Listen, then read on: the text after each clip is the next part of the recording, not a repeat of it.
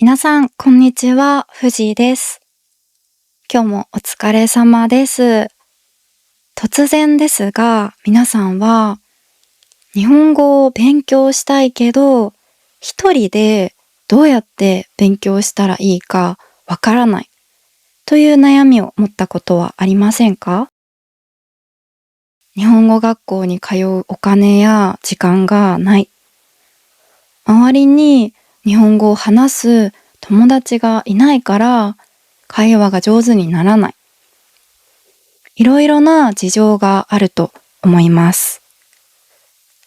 周りにネイティブスピーカーがいない環境で一人で語学をマスターするのは本当に大変そうに見えますよね。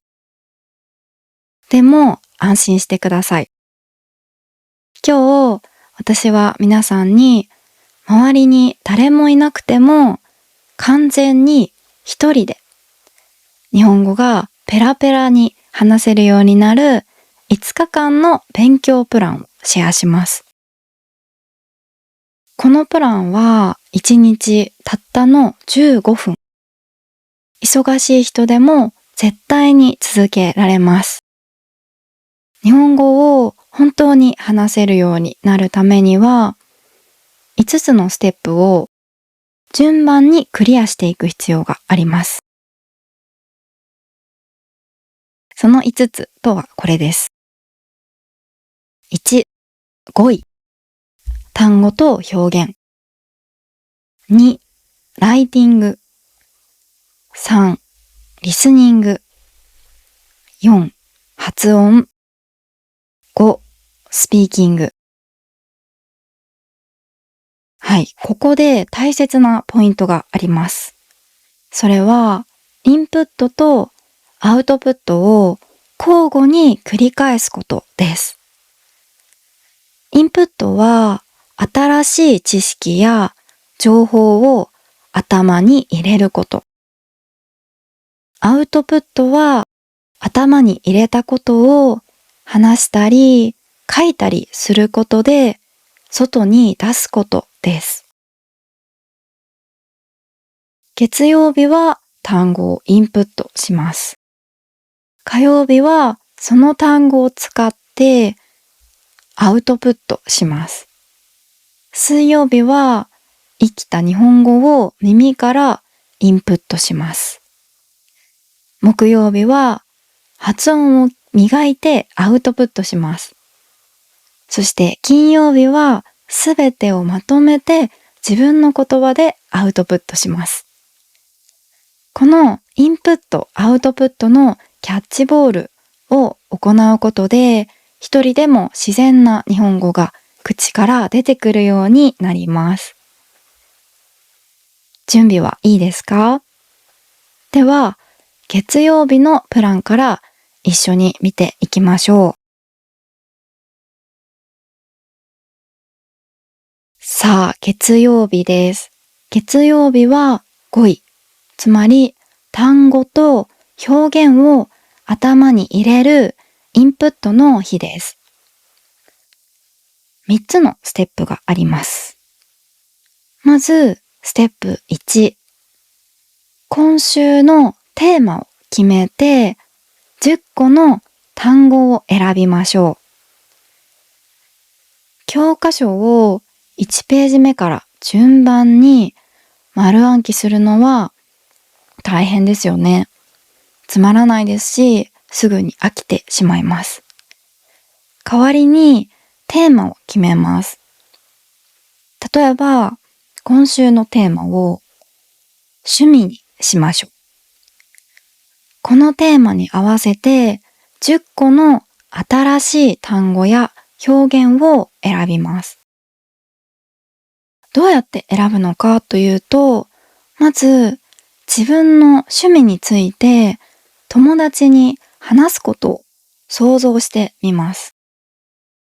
そこでうまく言葉にできなかった表現や単語を選びましょう。それがあなたが普段から使う単語ですからね。自分じゃ思いつかないよという人は YouTube とかの動画から気になった単語を抜き出してみてもいいですよ。今回は私が皆さんのために趣味の話をするときによく使う単語を10個ピックアップしました。1、ハマる。2、きっかけ。3、時間を忘れる。4、ストレス解消。5、おすすめ。6、充実。7、初心者。8、息抜き。9、目標。10、最近。どれも日常でよく使う言葉ですね。これらをノートに書いて意味を調べます。ステップ2、フラッシュカードを作ります。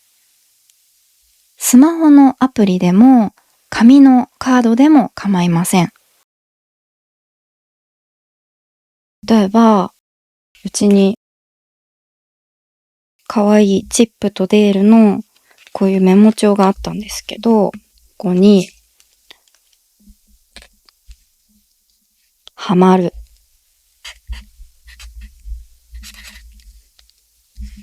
字汚くなっちゃった。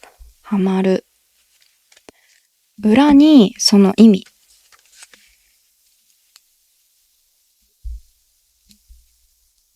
何かがとても好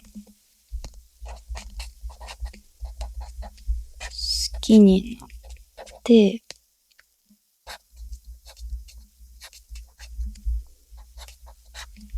夢中に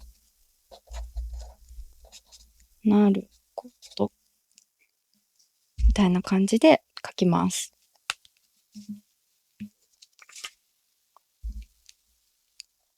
できればイメージしやすい絵やイラストも一緒に書くと覚えやすいと思います。ステップ3、フラッシュカードを使って単語を覚えるです。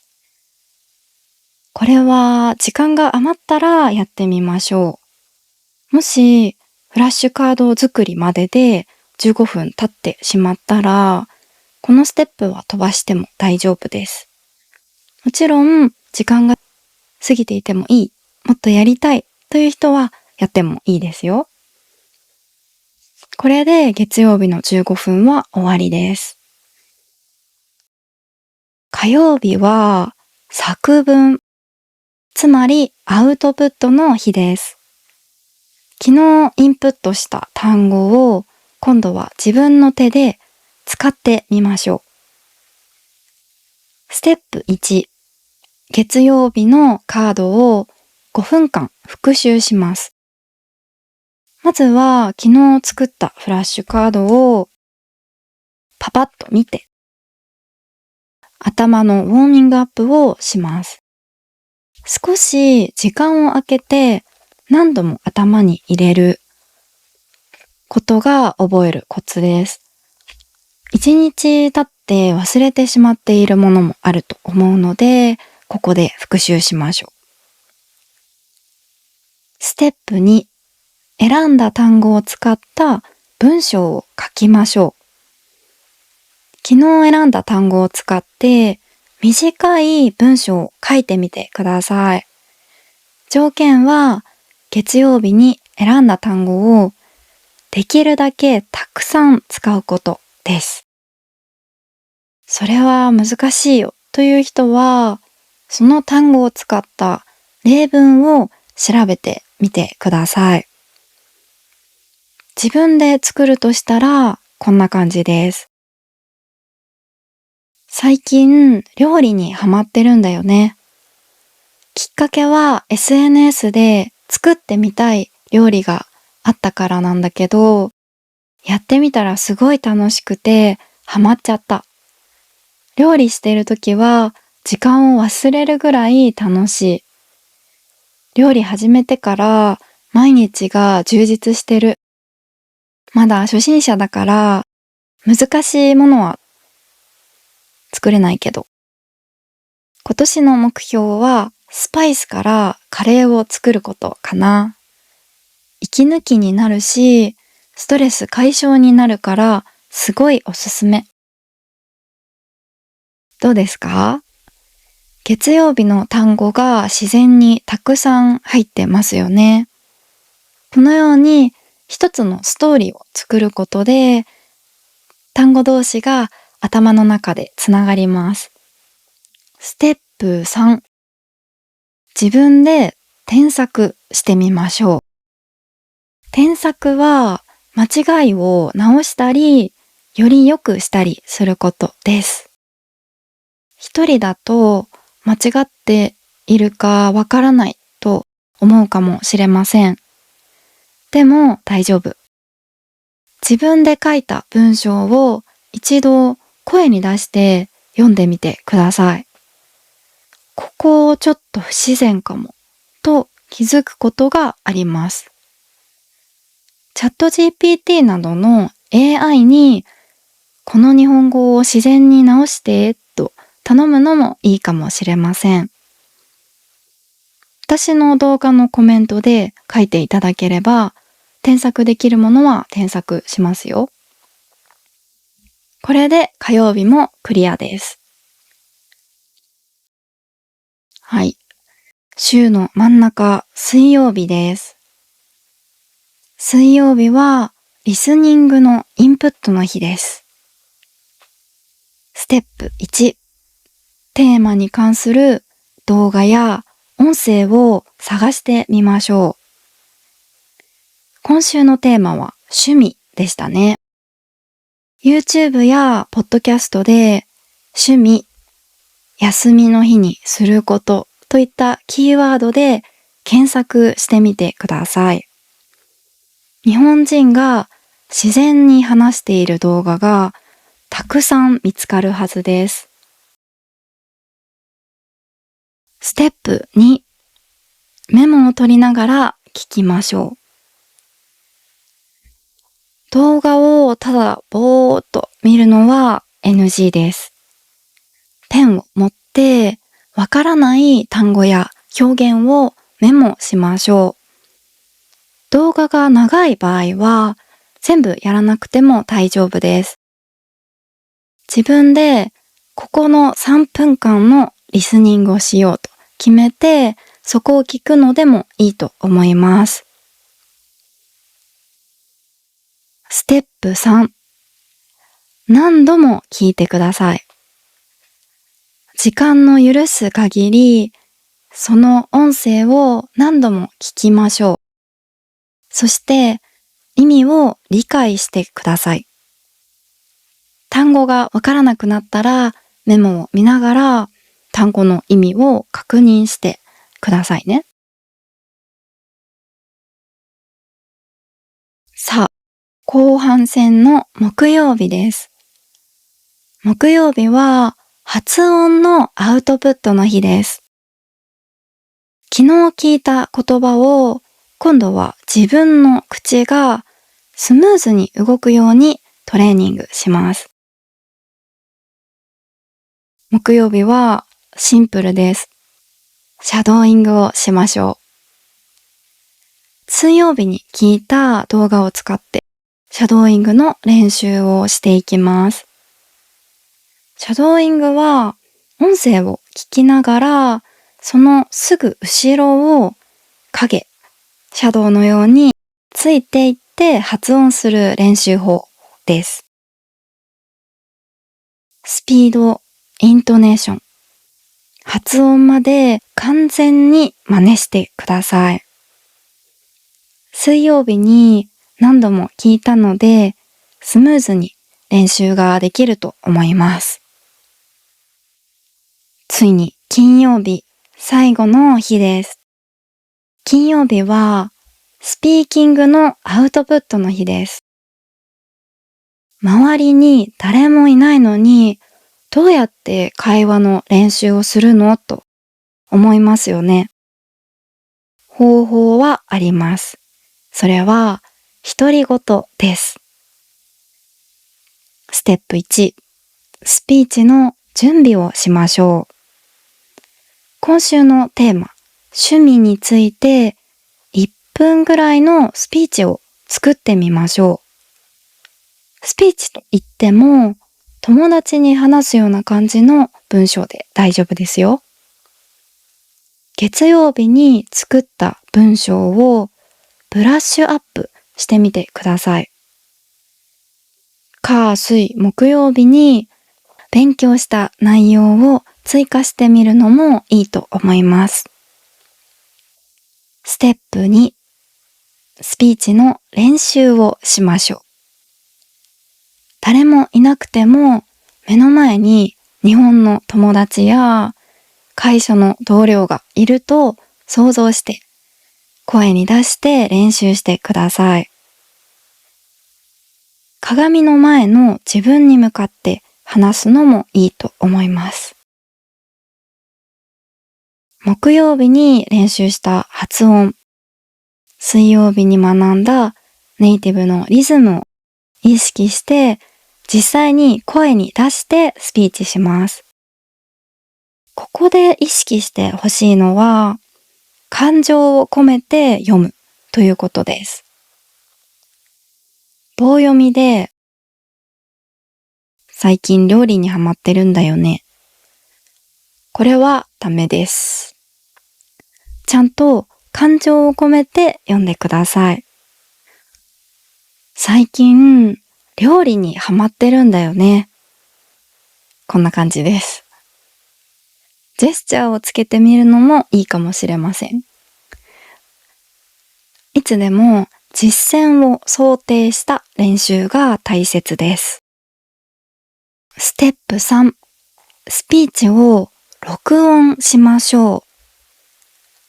今週の最後の成果として、自分のスピーチを動画や音声に残しましょう。そして聞いてみましょう。自分の声を聞くのは少し恥ずかしいと思いますが、絶対に発見があると思うので、ぜひやってみてください。例えば、ここの発音はなんか変だなといったところが見つかると思います。そしたら、その単語の正しい発音を調べて、もう一度練習してみましょう。そして終わった後、月曜日の最初の自分と比べてみてください。たった5日前よりも今週のテーマについての日本語がずっとスムーズに自信を持って話せるようになっているはずです。自分が話している姿を記録に残すのは成長を感じられるという意味でもいいことだと思います。半年後とかに見返してこんなに成長したんだと実感することができます。皆さんいかがでしたか？月曜日に単語を選んで金曜日にはそれを自分の言葉でスピーチできるまでになりました。ここで皆さんに一つ大切な話をさせてください。1日15分なんて短すぎて意味がないんじゃないと思う人もいるかもしれません。でも考えてみてください。1日15分の勉強でも今日やって、明日やって、明後日もやる。毎日やる。これを1年間続けたら合計で約90時間になります。何もしなかった人と90時間集中してインプットとアウトプットを繰り返した人。